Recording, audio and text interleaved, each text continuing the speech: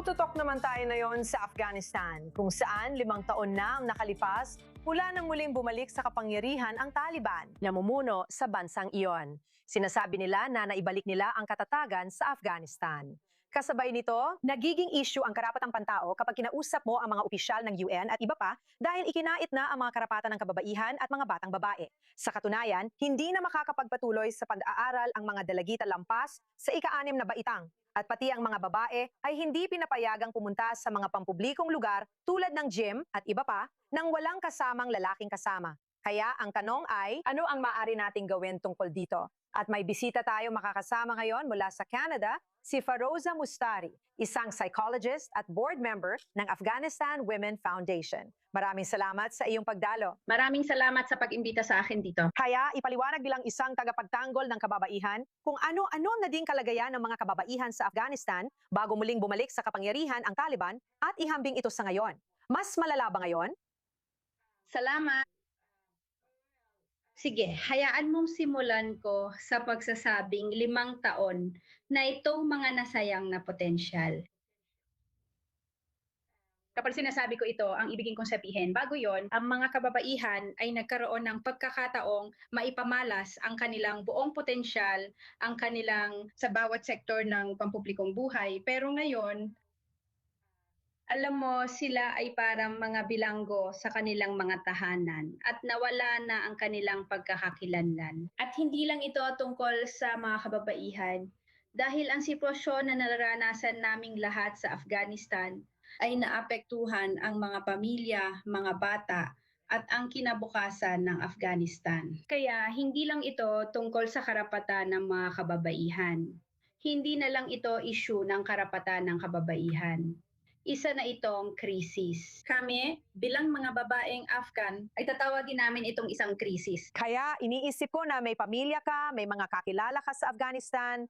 Ibig kong sabihin, anong pakiramdam na maging isang batang babae ngayon na alam mong wala ka ng magiging kinabukasan lampas sa ika-6 na baitang? Sobrang hamon, sobrang hirap. Ito ang pinakamahirap na panahon na nasasaksiyan namin. At bilang isang babae na nakaranas ng Taliban noong 1995, ramdam na ramdam ko talaga ito. At dahil may pamilya ako doon, may mga malalapit akong kaibigan doon, napakahirap mabuhay na walang pagkakakilanlan, na nabuhay ka pero hindi ka dapat mamuhay bilang isang tao. Sobrang.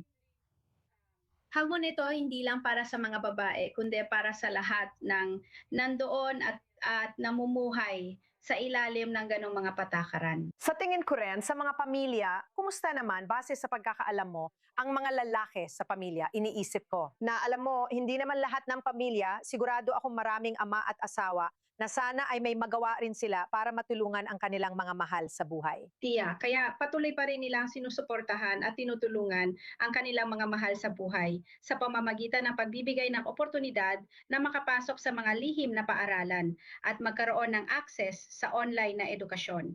Ipinaglalaban sila gamit ang iba't ibang paraan. Nandiyan pa rin sila para sumuporta, pero may mga sistematikong limitasyon na hindi basta-basta malalampasan kapag ikaw ay nililimitahan ng batas, ng mga regulasyong ipinapataw sa iyo. Kaya isa itong sistematikong issue.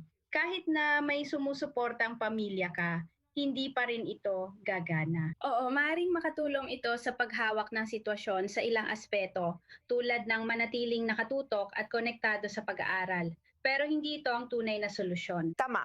Tama ba ang ginagawa ng pandaigdigang komunidad sa hindi pangkilala sa Taliban?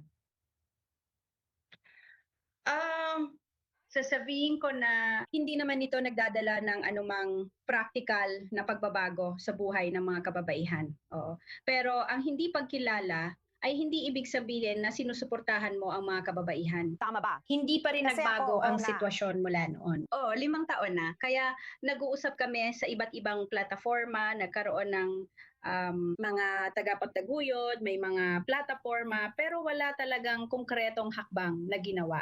Walang nagbago. Wow. Hindi pa rin bukas ang mga pinto ng paaralan. Wala pang babaeng pinapayagang pumasok sa paaralan. Kaya sa tingin ko, ang puro pagdalo sa mga pagpupulong at pag-uusap tungkol sa mga kababaihang Afghan ay hindi magdadala ng anumang pagbabago sa mga Afghan. Sa buhay ng mga kababaihang Afghan, lalo na yung mga nandoon pa. Tama. At nakatingin lang sa ating lahat. Wow. Sige, maraming salamat, Faroza, sa iyong mga pananaw. Talagang ikinatuwa kong makausap ka. Maraming salamat. Salamat.